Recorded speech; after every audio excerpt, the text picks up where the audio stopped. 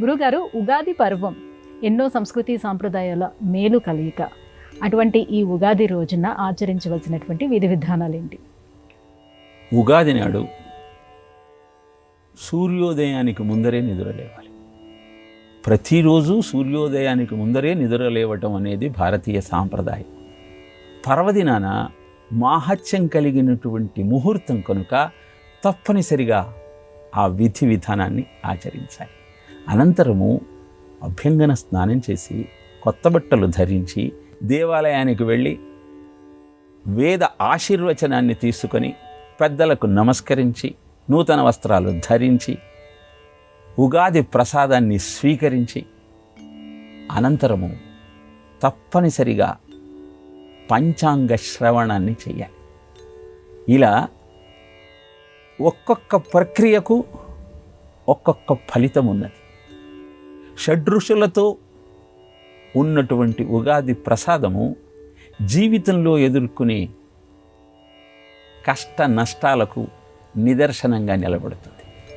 పెద్దల ఆశీర్వచనము కాలంలో ఎదుర్కోబోయే కష్టాలను మనకు దూరం చేసేటువంటి మాహత్యము కలిగినవి.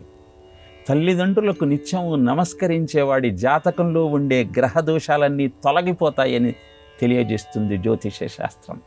వేద ఆశీర్వచనము సకల సుఖాలను ఆశీర్వాద రూపంలో అందించేటువంటి అద్భుతమైన మాహత్యము కలిగిన సాధనము. నూతన వస్త్రధారణ గతించినటువంటి జ్ఞాపకాలను దూరం చేస్తూ నూతనమైనటువంటి ఆలోచన విధానానికి అంకురార్పణ చెయ్యమని చెప్పేటువంటి విషయము.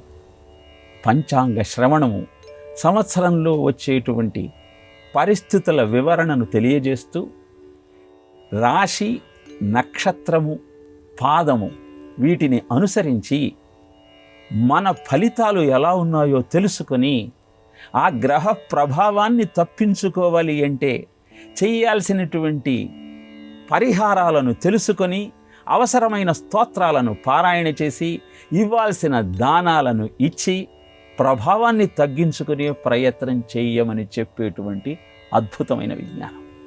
ఇలా ఉగాది నాడు ఈ కార్యక్రమాలన్నింటినీ ఆచరిస్తూ ఆత్మవిశ్వాసాన్ని పెంపొందించుకుంటూ అద్భుతమైన జీవనానికి సోపానాలు నిర్మించుకునే ప్రయత్నం చేయమని తెలియజేసింది పురాణం.